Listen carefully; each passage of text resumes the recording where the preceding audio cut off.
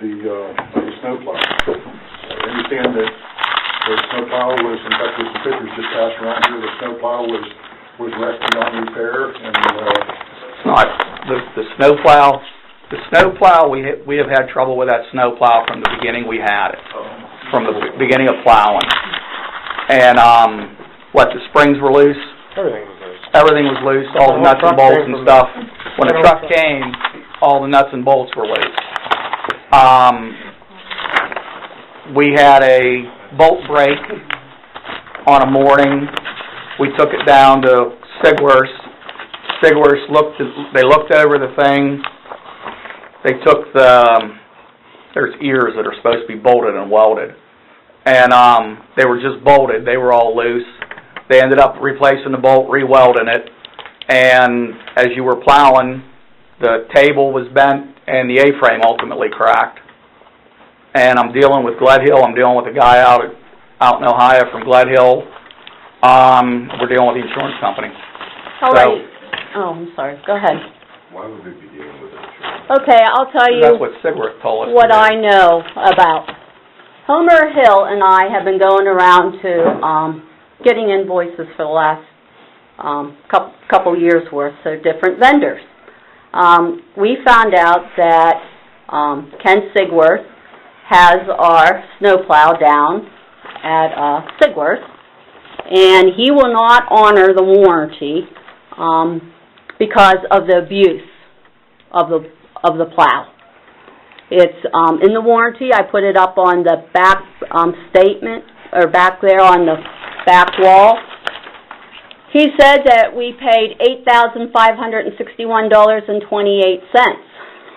Ken Sigworth said to fix the plow, it would cost $13,376. Did you check your math on that? I'm taking what Ken Sigworth said. Yeah, your math's not there. Homer, is that what Ken Sigworth told us? That's what he told you, but if you re-add all the figures, they're different, but... And also, I talked to... Pardon me? How much different? A couple $1,000. Yeah, that's... Anyway. And also, I talked to Rick Moore, which was from Glen Hill, and they said that they are not going to warranty. I talked to Ken Sigworth yesterday. They said they're not going to warranty because of the abuse that it was taken. Okay, now, I want to talk about the claim, the insurance claim that was put in. Why was there an insurance claim put in? Because that was the first thing that come out of Ken Sigworth's mouth when we took it down. So you're going to blame that on Ken Sigworth? No. I did not know anything about an insurance claim put in. Let me get my notes. I'll tell you when I found out about it. It was put in without my knowledge. The other two supervisors apparently put it in.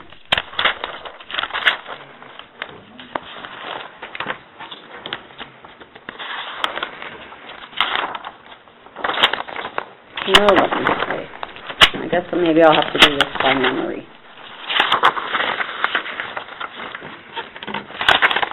No, I'll have to do this by memory.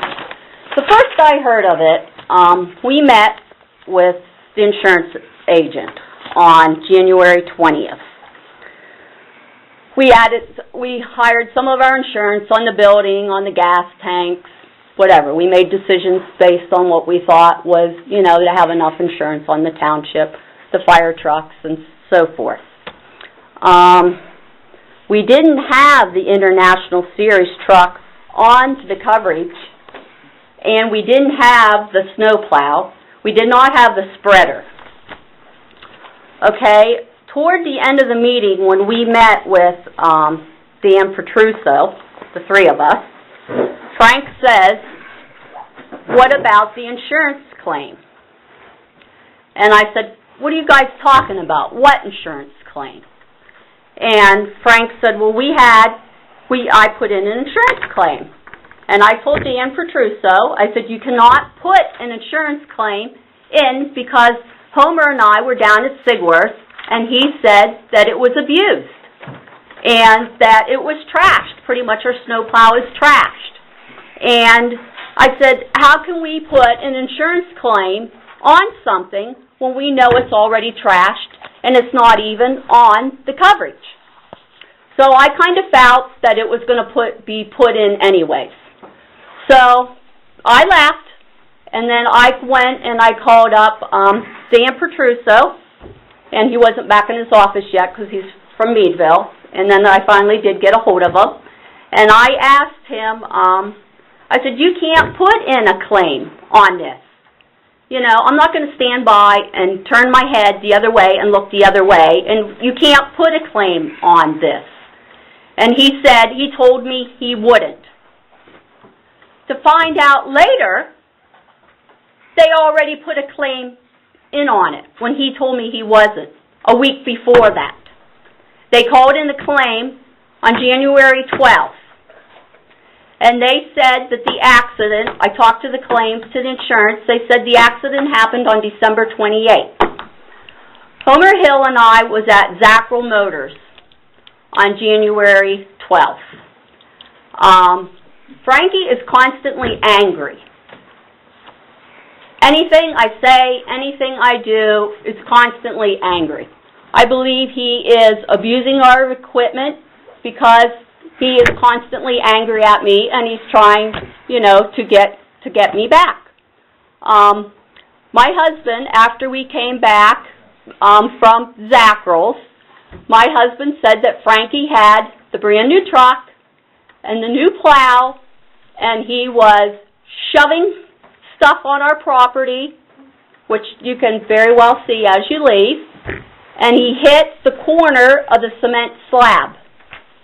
He got out of the truck and was jiggling it around. Got back in and then went down toward Walnut Bend or Henry's Bend. And unbeknownst to me, too, they had an appraiser that I didn't know anything about. Came up to Sigworth and appraised it. Also, I've been told, not by my supervisors, that they are saying that there was damage done to the new truck, too. And the appraiser was over here. So this is all going on without my knowledge. My other two supervisors are putting in claims that I do not agree with, will not look the other way, will not stand for having claims put in that I think are false claims. I've talked to Selective Insurance. I have an investigator looking into it. I've given them all the evidence and all the information I have, and now we are awaiting his decision. Why an insurance claim? When we took, the first day we took the plow down to Sigworth, not the first, the day that it was cracked, that was the first thing that come out of his mouth was call your insurance company and turn in a claim. What we had, it cracked the frame on this plow and did the damage on the truck. He didn't do any damage to the truck. Then why was the appraiser over here? He was here to look at the hitch to see if it was damaged. And was it damaged? No. How did we get a plow that's cracked this bad? What did it do? Well, I guess my question is why did we end up with a plow that can't hang on for 20 days? Well, if it couldn't hang on for 20 days and everything was loose on it, Frank, why wasn't it taken back to where you bought it? Because they went out of business. Huh? They went out of business. Steel went out of business. Okay, they went out of business. Then who's next in line? And we were dealing with A&H. And why wasn't it taken care of? Because A&H isn't a Flood Hill dealer. So now where the insurance company's going to pay for it? I don't know whether the insurance company's going to pay for it. Because we're doing a fraud deal here? I believe they are. Yes, I do believe they are. They backdated the claim till the 28th of December, which was before she took office. And I have pictures, the day that she took office, she got keys to this building. The day after. I went out the day after and took pictures of every single thing in that garage. And here sat the brand new truck with the brand new plow on it. So how could it be busted and not be in use when it was sitting here on the truck, been used the morning that he destroyed it? The morning after I took the pictures on the 5th of January, He took it, was out here throwing a fit, trying to push stuff up on the property, and he hit this concrete out here, and that's where he broke the A-frame, and that's where he bent the cutting edge. Look at the concrete. Look at the concrete. It had nothing to do with any roads damage or out there. It was abuse right here in our parking lot. And I got the pictures to prove it, and so does the insurance company. Well, I guess I still need an answer. Why does the insurance have to pay for this truck? They don't have to. Well, why What? turn a claim in? Because that's, I never heard that from Kit. He says that's what we were told to do, but I never heard it from Ken Sigworth, and it was already put in before, without even my knowledge. I'll find out tomorrow morning. Ken won't be happy with it because Ken was very truthful from the beginning. And he, Ken happens to own interest in Glen Hill, and Ken told her immediately that he believed this was abuse and that he would be speaking with the board that represented Glen Hill, and they would most likely not approve any kind of honor the warranty. That was the day she went up there with Homer. And this all got backdated after they found out the shit was hitting the fan. That's when it got backdated so that they could put in the claim. And Mr. Petruso was just as guilty in it as these two guys. He told me that there would be not a claim put in on the 20th when I found out the claim was already called in on the 12th. The same day she went to ZACHERL's With and was Homer. getting invoices, the same day that somebody called from ZACHERL and told him that they were there, and the same day he threw a fit out here in the parking lot and broke the plow. If it would have happened on the highway in a normal manner where an accident normally happens, the last thing we would have done is object to an insurance claim. But because of behind the back and the misdealings that you were pulling, trying to cover your buddy's or your son's fanny, that's when we felt, wait a minute, why should the people of this community have a black mark on them because you two want to commit insurance fraud? we're not committing insurance fraud. If you backdate a claim knowing full well that that machine was not broken then, that's insurance fraud. The 28th of December, that plow was down there.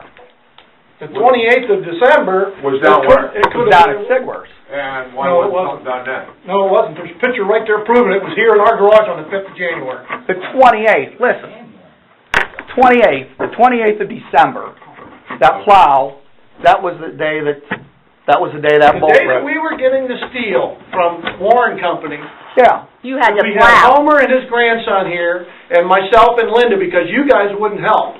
you never asked. Frankie No, told me in the last no, meeting he he already wasn't said going to he help. Yeah. Whatever. No, it ain't whatever. That's... No, you guys, no, the thing is, you have, I guess if we're going all through this, Well, you might as well. you have Linda and Mr. Hill going to Mr. Kushner's office That's right. with nobody knowing, and that was right from the get-go. That was the first Friday you were in office.